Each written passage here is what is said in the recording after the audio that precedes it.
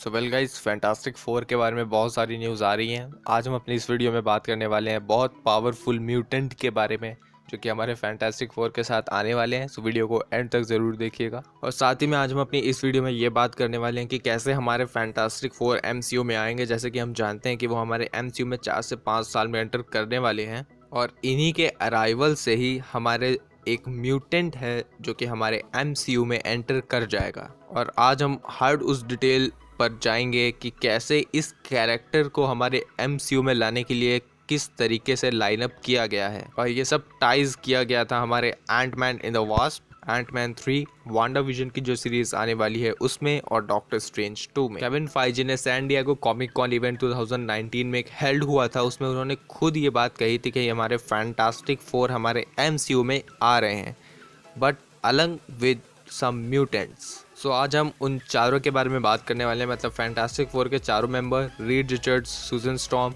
Johnny storm और Ben Grimm के बारे में। और इसी के साथ हमारे एमसीयू में एक और कैरेक्टर आने वाला है। जो लोग कॉमिक पढ़ते हैं उनको पता होगा कि मैं किस कैरेक्टर के बारे में बात कर रहा हूँ। एक्चुअली मैं बात कर रहा हूँ फ्रैंकलिन रिचर्ड्स के बारे में। इवेंचुअली ये सन है हमारे रीड रिचर्ड्स और सुजन स्टॉर्म के। आप में से बहुत लोगों ने फैंटास्टिक फोर फॉक्स वाली देखी थी, जिसने हमें बहुत भयंकर कचड़ा दिखाया था। सो वहाँ पे हमें फ्रैंकलिन रिचर्ड्स देखने को नहीं मिले। यहाँ पे हम एक कॉमिक्स पर बेस बात कर रहे हैं, जहाँ पे हमारे मिस्टर फैंटास्टिक और द इनविजिबल वुमेन को एक चिल्ड्रन था जिसका नाम था द फ्रैंकलिन रिचर्ड्स। और इसकी एक स्पेशल बात कह सकते हैं वो ये है कि ये one of the most powerful mutant है, और एक ऐसा कैरेक्टर है जो कि फ़िलहाल हमारे एमसीयू में एग्जिस्ट करता है।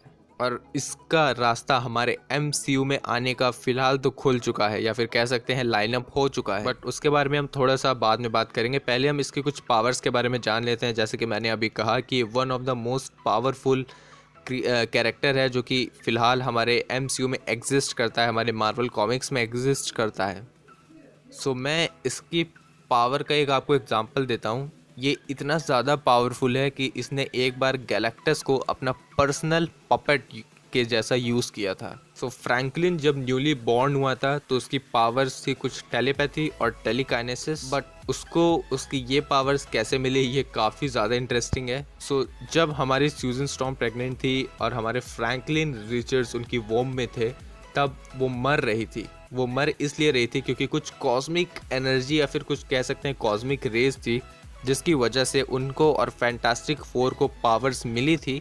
और इसी एनर्जी को हमारा फ्रैंकलिन रिचर्ड्स अपनी खुद की एनर्जी, मतलब कि उसकी लाइफ एनर्जी को फीड कर रहा था। सो हमारी सुजन और फ्रैंकलिन रिचर्ड्स को बचाने के लिए हमारे रीड रिचर्ड्स यानी कि मिस्टर फैंटास्टिक एक नेगेटिव जोन में गए, मतलब जाने की कोशिश करें, जो कि हमारे एमसीयू में हम उसको क्वांटम रियम की तरह जानते हैं। हमारी ये सब कन्वर्सेशन चली रही होती है इन लोगों के आपस में, तभी हमारा जो ह्यूमन टॉर्च होता है वो कहता है कि मिस्टर फैंटास्टिक अकेले उस नेगेटिव जोन में नहीं जा सकते, हम तीनों उस नेगेटिव जोन में जाएंगे। और वहाँ पे वो इनकाउंटर करते हैं एनाइलस का, और वो ये इनकाउंटर कर रहे होते हैं हमारे कॉस्मिक कंट्रोल रॉड की मदद से। सो वहाँ पे वो हमारे एनाइलस को डिफीट करते हैं, और इवेंचुअली उनको ये पता चलता है कि कॉस्मिक कंट्रोल रॉड ही एक ऐसी चीज़ है जो कि सुजन स्टॉर्म को बचा सकती है। देन वो उस कॉस्मिक कंट्रोल रॉड को सुजन स्टॉर्म के पास ले जाते हैं, उस कॉस्मिक एनर्जी को बैलेंस कर देते हैं, जिसकी वजह से हमारी सुजन स्टॉर्म जिंदा रहती है और Franklin Richards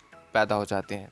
cosmic control rod उसके ओनर को ऐसी पावर देती है कि वो मैटर को मैनिपुलेट कर सकता है, साथ ही में एनर्जी को भी मैनिपुलेट कर सकता है, और उसको कॉस्मिक एनर्जी मैनेज करने के लिए भी पावर दे देता है। सो जैसे कि मैंने आपको बताया कि सुजन स्टॉर्म को उस कॉस्मिक कंट्रोल रॉड की मदद से बचाया गया, तो फ्रैंकलिन रिचर्ड्स के पास ये मैटर मैनिपुलेशन, एनर्जी मैनिपुलेशन, ये सारी पावर्स हमारे फ्रैंकलिन रिचर्ड्स के पास आ गई थी। सो जब फ्रैंकलिन छोटे थे तो इनकी कुछ बेसिक पावर थी जो कि नॉर्मल एक म्यूटेंट के पास होती है, बट जैसे जैसे ये बड़े होते गए इनकी पावर काफ़ी ज़्यादा बढ़ती गई। मैं आपको एक एग्जांपल देता हूँ तो आपको इनकी पावर के बारे में कुछ अंदाज़ा लग जाएगा। फॉर एग्जांपल, एक बार हमारा नॉर्मन ऑसबॉर्न, जो कि उस टाइम पे हमारे शील्ड का हेड हुआ करता था, वो बैक्स्टर बिल्डिंग में आता है और वो मिस्टर फैंटास्टिक को थ्रेट करने लगता है, जो कि ऑफ कोर्स हमारे फ्रैंकलिन रिचर्ड्स के फादर थे।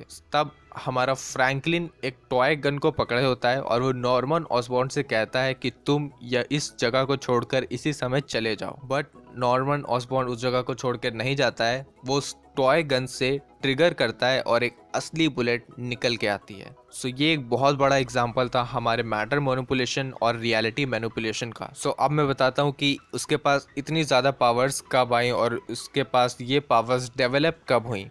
एक बार का टाइम है जब फ्रैंकलिन रिचर्ड्स का फ्यूचर वर्जन उसके पास आता है, और वो इसलिए आता है क्योंकि फ्यूचर में उसके फादर मिस्टर फैंटास्टिक मर रहे होते हैं। सो फ्यूचर वाला फ्रैंकलिन रिचर्ड्स हमारे पास्ट वाले फ्रैंकलिन रिचर्ड्स के पास आता है उसको ये जगाने के लिए कि तुम इस समय जो हो रहा है उसको रोक दो, ताकि आगे जाकर तुम अपने पापा को यानी कि मिस्टर फैंटास्टिक को बचा सको। और उसी के बाद से उसकी जो पावर है वो काफ़ी ज़्यादा बढ़ने लगी। उसकी मैटर मैनिपुलेशन और रियलिटी मैनिपुलेशन की शुरुआत यहीं से होती है। और एक रात में जब वो ब्लैंकेट ओढ़े हुआ था तो उसने एक एंटायर यूनिवर्स बना दिया था। सो उसका जो फ्यूचर वर्जन था वो हमेशा उसके पास आता था और उसको सिखाता था कि किस तरीके से उसे उसकी पावर को इस्तेमाल करना है। सो उसने एक यूनिवर्स क्रिएट किया था जहाँ पर सिर्फ वो दोनों थे, और उसकी पावर्स इतनी ज़्यादा बढ़ चुकी थी कि उसने सन, सोलर सिस्टम, लाइफ का क्रिएशन भी करना शुरू कर दिया था। सो अब बेसिकली वो गॉड की तरह हो गया था जिसने कि एंटायर यूनिवर्स बनाया है। जब थिंग्स अपने नॉर्मल कंडीशन में चल रही थी तभी इवेंचुअली एक ग्रुप ऑफ सेलेस्टियल आता है जिसे हम कहते हैं मैड सेलेस्टियल्स, और ये सारे सेलेस्टियल कुछ डिफरेंट टाइमलाइन से आ रहे होते हैं और ये हमें दिखते हैं गैलेक्टस को डिस्ट्रॉय करते हुए। और अब आप ये बात जान गए होंगे कि क्यों हमारा फ्यूचर से फ्रैंकलिन रिचर्ड आता है और करंट मतलब कि जो प्रेजेंट टाइमलाइन में हमारा फ्रैंकलिन रिचर्ड प्रेजेंट है उसको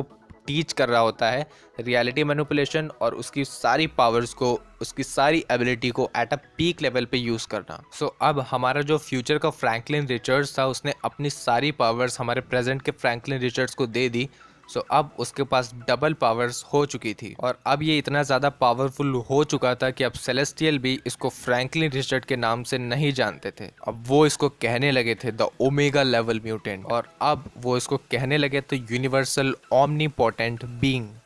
और अब हमारा फ्रैंकलिन रिचर्ड्स इतना ज़्यादा पावरफुल हो गया था कि उसने मरे हुए गैलेक्टस को वापस से जिंदा कर दिया और अपना सर्वेंट बना दिया था। फ्रैंकलिन रिचर्ड्स ने सारे सेलेस्टियल को अपने एक सिंगल पंच से डिस्ट्रॉय कर दिया था और गैलेक्टस को अपने एज अ पपेट कमांड किया कि वो सारे सेलेस्टियल्स को मार दे। सो अब आपको इसकी पावर्स के बारे में ये पता चल गया होगा कि मैंने इसको सबसे ज़्यादा पावरफुल म्यूटेंट क्यों कहा जो कि एवर हमारे मार्वल कॉमिक्स में बना है। तो जब हमारा फ्रैंकलिन रिचर्ड्स हमारे मार्वल के सिनेमैटिक यूनिवर्स में आएगा, जब वो पैदा होगा तो उसके पास नॉर्मल पावर्स होंगी जो कि होंगी हमारी टेलीपैथी और टेलीकाइनेसिस। बट समय के साथ उसकी ये पावर्स विकसित होंगी और आगे जाकर वो सबसे ज़्यादा पावरफुल म्यूटेंट बन जाएगा।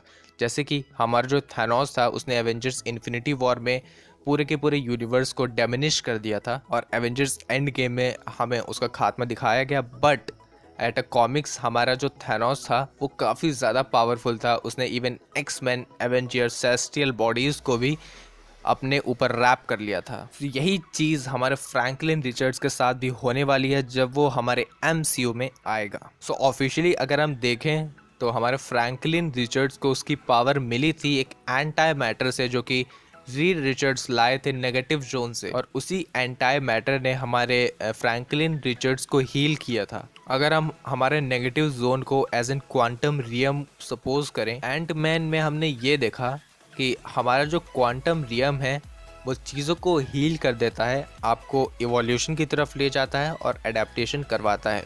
हमारे फैंटास्टिक फोर में माइक्रोवर्स या फिर कह सकते हैं नेगेटिव जोन का एक बहुत ही अच्छा कनेक्शन है। सो हमारे एंट मैन 3 में हमें फैंटास्टिक फोर प्रोबेबली देखने को मिल सकते हैं। सो अब हमें हमारे मार्वल में क्या दिखाएंगे वो बता देते हैं। जब स्यूजन स्टॉर्म अपनी वॉर्म में फ्रैंकलिन रिचर्ड्स को लिए होंगी तो हमारे मिस्टर फैंटास्टिक, ह्यूमन टॉर्च और बेन जाएंगे हमारे क्वांटम रियम में कुछ हीलिंग पार्टिकल्स को लेने जो कि फिलहाल स्यूजन स्टॉर्म को चाहिए, और वहाँ पे उन्हें मिलेगी एक कॉस्मिक कंट्रोल रॉड। बस फिलहाल तो एनहाइलस के बारे में हमें कुछ भी नहीं पता है कि वो हमारे MCU में कैसे एंटर करेगा, बट मे बी यहाँ एनहाइलस की जगह हो सकता है हमारा कैंग द कॉन्क्यूरर हो, क्योंकि क्रैंस का जो प्लेस है जो हमारे MCU में एग्जिस्ट करता है उसका नाम है लिम्बो, और ये ऐसी जगह है जहाँ पर हमारे टाइम तो एग्जिस्ट करता है बट काफ़ी डिफरेंट तरीके से, जैसे कि हमारे क्वांटम रियम में होता है। और वाइडली ये बिलीव भी किया जाता है कि हमें जो क्वांटम रियम में एक सिटी दिखाई गई थी एंटमैन एंड द वास्प में, वो फिलहाल हमारे कैंग की सिटी थी जिसे हम लिम्बो कहते हैं। और उस सिटी के अंदर एक पावर कॉस्मिक भी हो सकता है। और हमारे फैंटास्टिक फोर की इन सब में मदद करेंगी हमारी अगाथा हार्नेस। अगाथा हार्नेस हमारी फैंटास्टिक फोर के बहुत सारे मिशन में वर्क कर चुकी हैं, उनको वार्न करती रहती हैं कि इस मिशन में इतना ज़्यादा खतरा है। अगाथा हार्नेस ने ही हमारे स्कारलेट विच को भी ट्रेन किया था, साथ ही में ये बहुत सारी विचेस को ट्रेन करती रहती हैं। और कॉमिक्स में उन्होंने गवर्नेंस का काम बंद कर दिया था हमारे फ्रैंकलिन रिचर्ड्स के लिए, क्योंकि उन्हें ट्यूशन देनी थी स्कारलेट विच को। सो फ्रैंकलिन को क्विट करेंगी हमारे वांडा को ट्रेन करने के लिए। सो हो सकता है ये चीज़ हमें वांडा विजन में दिखाई जाए। और उन्हीं के सेट से कुछ लीक्ड फोटोज़ भी आई थी जो कि थी हमारे सैलिम की कुछ विच ट्रायल्स को लेते हुए। और ये सारी लीक्ड फोटोज़ हमारी वांडा विजन सीरीज़ की हैं। तो अगाथा हार्नेस एक बहुत ही बड़ा रोल प्ले करने वाली है हमारे इस टेलीविज़न शो में। सो हमारे वांडा को ट्यूशन देने से पहले वो फ्रैंकलिन को गवर्नेंस का काम करेंगी, ये तो प्रोबेबली दिखना मुश्किल है, बट इससे मिलता जुलता कोई रेफरेंस हमें इस शो में ज़रूर देखने को मिलेगा। फॉक्स ने पहले से ही हमारे फैंटास्टिक फोर की ओरिजिन स्टोरी बता रखी है जो कि एकदम कचड़ा थी। अब हमारे डिज्नी उसको चेंज करेगा थोड़ा सा। सो जब भी हमारे फैंटास्टिक फोर हमारे MCU में आएंगे, जब भी हमारे मिस्टर फैंटास्टिक और द इनविजिबल वुमेन आएंगी, उनके साथ ही हमारा फ्रैंकलिन रिचर्ड्स भी आ जाएगा। उसी के साथ हमारा मार्वल कॉमिक्स का पावरफुल क्रिएटर जो कि फ़िलहाल हमारे मार्वल कॉमिक्स में एग्जिस्ट करता है, वो हमारे मार्वल सिनेमैटिक यूनिवर्स में आ जाएगा। सो आप क्या सोचते हैं फ्रैंकलिन रिचर्ड्स के बारे में कि कौन कौन सी पावर उसे रिटेन करनी चाहिए हमारे मार्वल के सिनेमैटिक यूनिवर्स में? मुझे कमेंट सेक्शन में ज़रूर बताइएगा। या फिर आपके पास कोई और पावर एग्जाम्पल है हमारे फ्रैंकलिन रिचर्ड्स का, आपने ये स्टोरी लाइन पढ़ी है, वो भी कमेंट में ज़रूर बता दीजिएगा। इस वीडियो को लाइक कर दीजिएगा, चैनल को हर सोशल प्लेटफॉर्म पर शेयर कर दीजिएगा मेरे। और मैं मिलता हूँ आपसे किसी ऐसी नेक्स्ट वीडियो में। Till then bye.